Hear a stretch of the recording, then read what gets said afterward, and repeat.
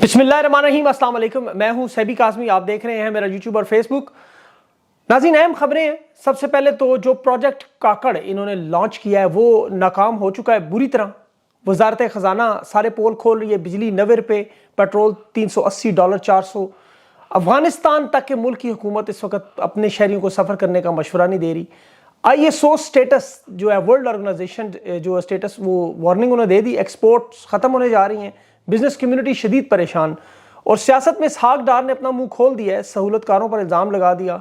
और खुर्शीद शाह भी धमकी दे रहा है। पीपल्स पार्टी की पहली वजीर शाजिया मरी के घर 97 अरब जरदारी पर हाथ पड़ा। ये $10 अरब की गेम है। इमरान खान ने तहरीक इंसाफ के जो जेफरी रॉबर्टसन की खिदमात हासिल करने के थे वो वापस कर दी हैं।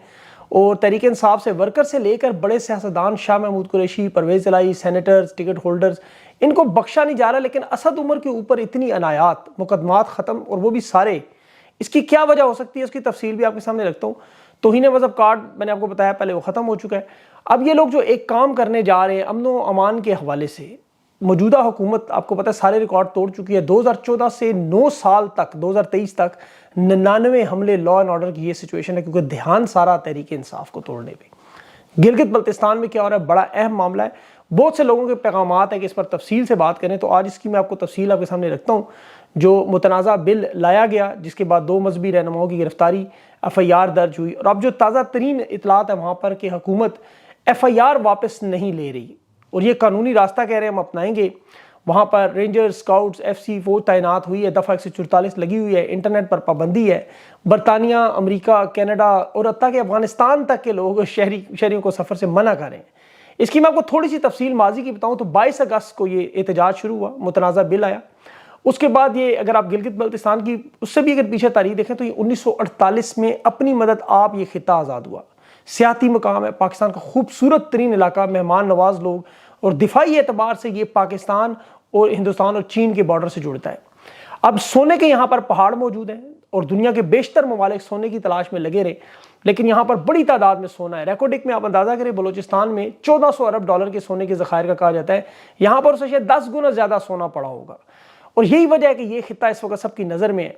यहाँ पर शरह तालीम दीगर इलाकों से बहुत ज़्यादा है। पहाड़ी इलाका है, आपको पता है कारोबार रोज़गार बहुत कम है, इसलिए लोग पाकिस्तान के दीगर इलाकों में चले जाते हैं या फिर बैरून मुल्क चले जाते हैं।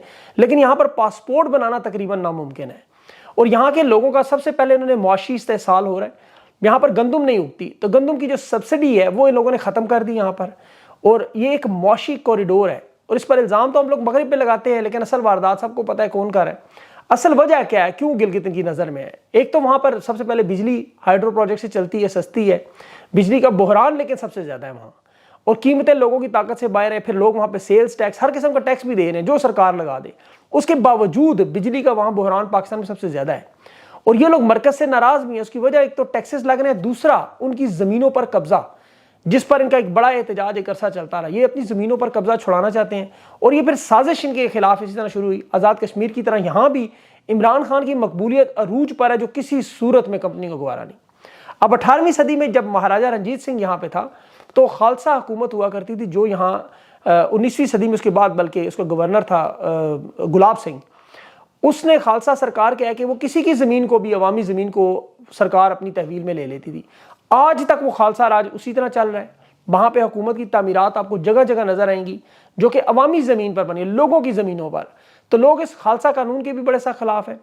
और सबसे बढ़कर जो PDM की हुकूमत ने आखिरी दिनों में मेम्बरान को 26 करोड़ देकर, जो शायद खाकान अब्बासी का बयान रिकॉर्ड पर है, बिल मंजूर करवाए। और ये इतने ख़तरनाक बिल है, आपको पता है ये इनका आखिरी पता है कि पाकिस्तान में आग लगाने का, अल्लाह माफ़ करे, ये 1988 के बाद फसादात करवाना चाहते हैं। मकामी लोग जहाँ नाराज़ हैं उनसे अपनी ज़मीनें चाहते हैं, वो चाहते हैं स्कर्दू रोड खोलें ताकि कारोबार चले। लेकिन ये बजाय उनका मामला तस्लीम करने के, वहाँ इन्होंने फ़िरका वाराना मामला शुरू करवा दिए। मोबाइल डाटा सर्विसेज बंद है वहाँ पर, लोग दुनिया 5G पे चल रही है, वो इन्हें 2G पे शिफ्ट कर रहे हैं। और इसके अलावा आप देखें, बहुत सी वीडियोज़ आपने देखी होंगी, लोग इसमें बड़ी तादाद में निकले। इतनी बड़ी तादाद में एहतजाज पाकिस्तान में आमतौर पर नज़र नहीं आता। तो ये फ़िरका वाराना फसादात इसीलिए करवाए जा रहे हैं। और इसका देखें, असल मसला जब लोगों के हकूक महरूम हो तो फिर लोग, मजहब भी एक कार्ड बन जाता है, फिर सियासत भी एक कार्ड बन जाता है। अभी वहाँ पर जो FIR दर्ज करके एक आलिम पर उन्होंने एक नया रंग दिया, अब उसमें सबको पता है कि ये आग से खेल रहे हैं। अब दिफाई एतबार से ये जगह बड़ी अहम है, اور اس میں کوئی شک نہیں کہ ہندوستان جو ہے وہ اپنی معاشی ترقی میں اس وقت مصروف ہے. وہ کہہ چکے ہیں بارہا کہ ہمیں ان کی کوئی ضرورت نہیں ہے اب لڑائی جھگڑے کی. لیکن اگر لوگوں نے پکارنا شروع کر دیا جس طرح بنگلہ دیش میں مدد کے لیے بلاتے تھے تو پھر وہ گلگت بلتستان میں بھی آ گئے تو معاملہ خراب ہوگا. اللہ کرے انہیں عقل آئے اور معاملات کو درست کرے. عمران خان کے دور میں پاکستانی سیاحت میں آپ کو پتہ ہے یہ ان خطوں میں شامل تھا جہاں سب سے زیادہ ٹورزم ہو رہی تھی. یوٹیوب پر میری ویڈیوز پڑی ہوئی ہیں, اس طرح دنیا بھر کے یوٹیوبرز کی آپ دیکھیں ویڈیوز ہیں کہ سیاح کس طرح پاکستان آ رہے تھے. تو ظاہر ہے پھر ظاہر کمپنی کی نظر پڑی, قبضہ گروپ اس طرف چلا گیا اور یہ قبضہ آپ کو پتہ ہے اتنا بڑھ چکا ہے. اب تو یہ قبضہ جو قبرستانوں تک چلا گیا, لاکھوں ایکڑ کی زمینیں, معدنیات, زرعی زمینیں, دلیا, سیمنٹ, بینکوں سے لے کر پیکٹ میں بنی مصنوعات تک ہر چیز کے تسلط میں تمام بڑے اداروں میں جہاں یہ مالک ہیں ان کی حالات دیکھیں. اب آپ قبرستان میں جائیں تو وہاں قبروں پر بھی باقاعدہ عہدے لکھ کر انہوں نے اپنے لیے جگہ مختص کی ہوئی ہے کہ یہ ہماری ملکیت ہے, عام آدمی یہاں پر دفن نہیں ہو سکتا. وہ ویڈیوز آپ نے دیکھی ہوں گی. اب اس میں دیکھیں لوگ جو زندہ ہیں وہ قبرستان پر کتبے اس طرح اگر لگائیں گے, پاکستانیوں کو کہہ رہے ہیں کہ تم اگر مر جاؤ تو تمہارے لیے پاکستان کی سرزمین میں دفن ہونا بھی ممکن نہیں ہے. 1947 میں دیکھیں جب پاکستان آزاد ہوا تو ہم لوگ یہی سمجھتے رہے ایک الگ ملک ہوگا, آزادی ہوگی, لیکن سوائے گائے کا گوشت کھانے کے علاوہ کوئی آزادی آپ کو نہیں ہے. لوگ تو کہتے ہیں عمران خان جیل میں ہے, اس کا سیل بڑا چھوٹا ہے, لیکن دیکھا جائے تو یہ پورا پاکستان اس وقت دنیا کی سب سے بڑی جیل بنا ہوا ہے. بچپن سے ہی ہمیں پڑھایا جاتا تھا شکر کرو جی ہجرت ہوئی, تم لوگ پاکستان آ گئے. ہمیں پڑھایا جاتا جی محمد بن قاسم, صلاح الدین ایوبی, احمد شاہ ابدالی, شیر شاہ سوری دکھاتے رہے, تصویریں ان کی بتاتے رہے, کہانیاں ان کی سناتے رہے. لیکن اصل سپہ سالار ہمارے ایوب خان نکلے, یحییٰ خان نکلے, مشرف نکلے, راحیل شریف صاحب نکلے, جو اب ریٹائر ہو کے امریکہ, بیلجیم, آسٹریلیا, برطانیہ, کینیڈا, عرب امارات اور دنیا کے ممالک میں جائیدادیں بناتے رہے. ہندوستان میں نے بڑا چیک کیا, مجھے ان کی ایسی کوئی کالونیاں نظر نہیں ہیں جو عوام سے الگ ہوں. وہاں پہ بڑے بڑے افسران, ریٹائرڈ افسران جو ابھی بھی کرائے کے مکانوں میں رہ رہے ہیں, وہ کہتے ہیں جی مسلمان وہاں بڑی اذیت میں ہیں.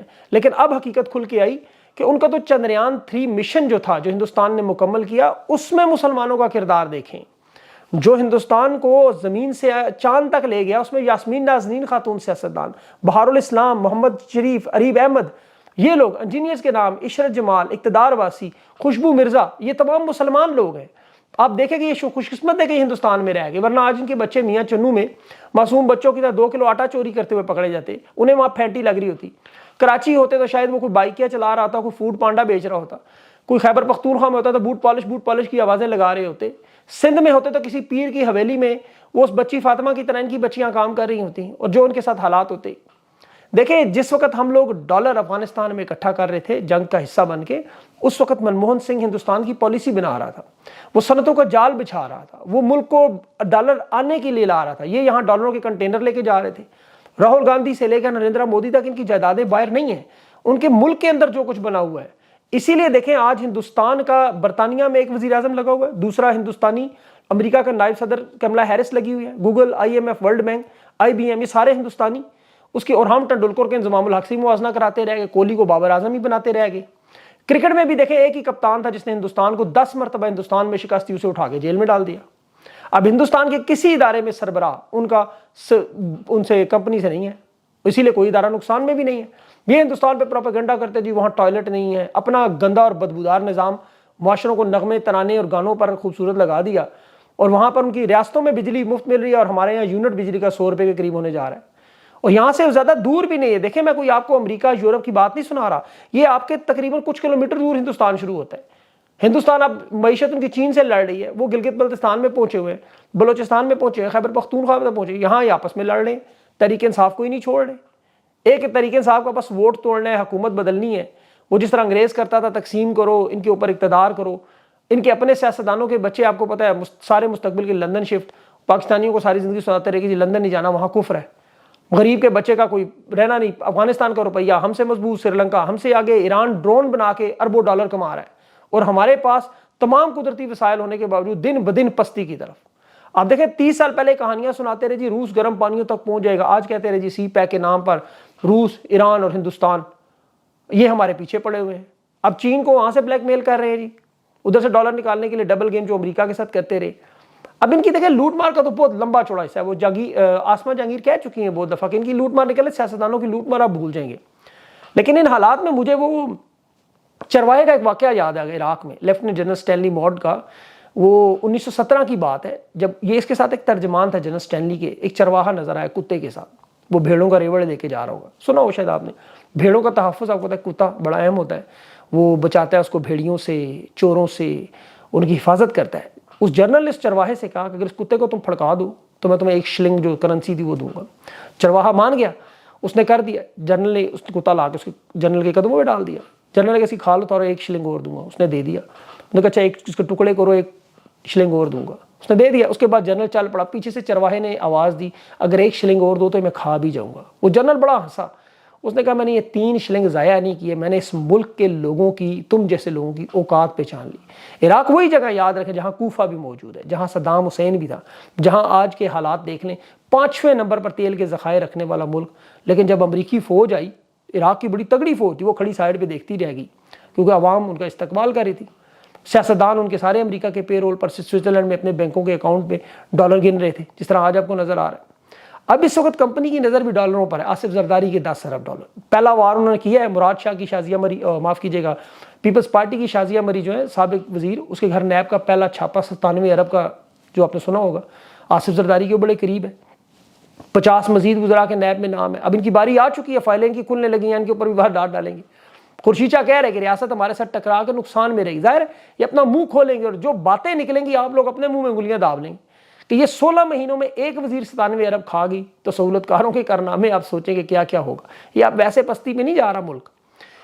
عمران خان کے نام پہ انہوں نے مذہبی کارڈ کھیلا, پروپیگنڈا کیا, وہ ناکام ہو گیا. جیفری رابرٹسن کی خدمات واپس کر دی, بلکہ انہوں نے کہا پتہ ہی نہیں. خواجہ حارث کو بھی ماضی میں جو نواز شریف کا وکیل تھا اسے بھی انہوں نے ہٹا دیا. اب سوال یہ ہے کہ جیفری رابرٹسن کا جو چیمبر ہے وہ اسحاق ڈار کا, شکیل الرحمان کا, وہ ناصر بٹ کا, ان کا وکیل ہے. اس پہ اب کیا جواب دیں گے وہ لوگ؟ پھنس گئے ہمیشہ اپنے جال میں. سہولت کاروں پر پھٹنا شروع ہو گئے یہ بھی. اسحاق ڈار نے جو بیان دیا کل کہ مجھے جہاز میں لائے لیکن مجھے کام نہیں کرنے دیا, چھپے ہوئے ہاتھ مجھے باندھ رہے تھے, اسے بھی 16 مہینوں بعد خیال آیا. لیکن یہ سارے ان کے پول کھولیں گے. خورشید شاہ بھی ریاست کو پچھتانے کی بات, ریاست اب واقعی پچھتا رہی ہے. نگران وزیر اعظم اس کی کابینہ پچھتا رہی ہے, ہم نے کہاں سر دے دیا. International organization for standardization ISO, انہوں نے اپنی پہلی آخری وارننگ دے دی ہے کہ ISO کا سٹیٹس آپ کا خطرے میں. مطلب آسان الفاظ میں اگر آپ کو بتاؤں کہ آپ کی جتنی بھی ایکسپورٹ دنیا میں جاتی ہے اس پہ ISO quality, international standard organization کا, وہ خریدار تک نہیں پہنچ سکتی. کیوں؟ اور وجہ کیا ہے کہ پاکستان کے اتنے پیسے نہیں ہے کہ سالانہ ممبرشپ فیس دیں. عمران خان کی حکومت جانے کے بعد آپ دیکھیں اب تک ادائیگی نہیں کی گئی. یہ کوالٹی سرٹیفکیٹ لینا تھا صرف. آپ دیکھیں کہ اب لوگ جب آپ کا مال نہیں خریدیں گے تو بکے گا کیا. خان نے باجوہ کو اسی لیے سمجھایا تھا کہ ہماری حکومت مت گراؤ, معیشت تباہ برباد ہو جائے گی, تم لوگ نہیں سنبھال سکو گے. آپ کو یاد ہوگا خان کے دور میں ورلڈ بینک, پاکستان کی ریٹنگ, موڈی گروپ, وہ آپ چیک کریں جا کے, 1 ونڈو آپریشن, جو ساری AAA ریٹنگ, وہ انویسٹرز کے لیے بہترین بزنس کے مواقع تھے. وہ لاتعداد میرے اس پہ پروگرام ہے اور میں بڑی اچھی طرح اس کو جانتا ہوں کہ پاکستان کا بزنس اور معیشت اس وقت کس طرح ایک بوم گا رہا تھا. آج حالت یہ آ گئی ہے کہ دیکھیں بڑی صنعتوں میں تقریباً 1 کروڑ کے بے روزگار ہیں لوگ, اور تجارت کے مواقع ختم ہو گئے ہیں. اور نگران وزیر اعظم کیا کہہ رہا ہے کہ یہ 9 مئی تخت الٹنے کی سازش ہے, ابھی تک اس سے پیچھے نہیں ہٹ رہے. حالانکہ یہاں ابھی میں نے بتایا 99 حملے 9 سال میں ہو چکے ہیں. ادھر اسد عمر جنرل سیکرٹری تحریک انصاف استعفیٰ دے چکا ہے, 5 کیسز اس کے بھی ختم ہو گئے. انویسٹیگیشن افسر عدالت میں کہہ رہا ہے جی کہ ابھی کسی مقدمے میں ہمیں نہیں چاہیے. اس پہ سرور روڈ کا مقدمہ تھا, ریس کورس کا جو لاہور میں وہاں کا مقدمہ تھا, گلبرگ اسٹیشن کا مقدمہ تھا. اب اسد عمر کی 14 ستمبر تک جو سائفر ہے اس میں بھی ضمانت منظور ہے, اور جج کون سے ہیں؟ ابو الحسنات ذوالقرنین صاحب. اور مزے کی بات ہے کہ اسد عمر کا بیان وہی ہے جو شاہ محمود قریشی کا ہے, لیکن انہیں نہیں چھوڑا جا رہا. عمران خان کا بیان بھی وہی ہے کہ سائفر تو وزارت خارجہ کے پاس تھا. اب اسد عمر پراسرار کردار, وکٹ کے دونوں طرف شاید کھیل رہے ہیں. آپ کو پتہ ہے یہ ایک سانس میں عمران خان کی تعریف بھی کرتے ہیں لیکن پارٹی کے ساتھ کھڑے بھی نہیں آتے. اب اس وقت لوگ سوچنے پہ مجبور ہیں کہ کیا یہ کمپنی کا وہ کارڈ ہے جس سے آگے چل کر یہ الیکشن میں یا ووٹ توڑنے کے لیے استعمال کریں گے. کیونکہ اس طرح کی پہلے دیکھیں باتیں شاہ محمود قریشی کے بارے میں ہوئی, پرویز الہی کے بارے میں, جو حالات ایسے بنے ہوئے ہیں کہ کسی پہ اعتماد نہیں کر سکتے, لیکن ان دونوں نے اپنے عمل سے ثابت کیا. اور جو حالات ہیں اس وقت آپ کو پتہ ہے سوائے عمران خان کے کوئی کسی پر بھروسہ کرنے کو تیار ہی نہیں. وقت کے ساتھ ساتھ ظاہر ہے بہت سارے کردار سامنے آ رہے ہیں, ان کے نقاب چہروں سے اتر رہے ہیں, اور حالات ایسے نہیں ہیں کہ میں مزید کچھ نام لوں ان کو, لیکن خود ہی وہ بے نقاب ہو جائیں گے. لیکن ابھی بھی کچھ لوگ موجود ہیں جو اس طرح کی واردات کریں. اللہ کرے انہیں عقل آئے, یہ اپنی ضد اور انا سے ہٹے. 24 کروڑ کا ملک داؤ پہ لگا رہے ہیں, لوگوں کی زندگیاں جیرن کر رہے ہیں, اس ملک کو جیل بنا رہے ہیں. تو میری دعا ہے اللہ سے, آپ بھی دعا کریں اللہ دے انہیں عقل دے. باقی تو جو آپ کو پتہ ہے کھڑے ہیں میدان میں, وہ کھڑے ہیں اور کھڑے رہیں گے. یہ وقت بھی انشاءاللہ گزر جائے گا. کچھ عرصے بعد ہم اسی پہ بات کریں گے, یاد ہے کہ یہ ہوتا تھا, آج دیکھو پاکستان پھر ترقی کر رہا ہے. تو انشاءاللہ ہوگا ضرور. اپنا خاص خیال رکھیں. اگلی ویڈیو تک کے لیے مجھے اجازت دیں. اللہ حافظ.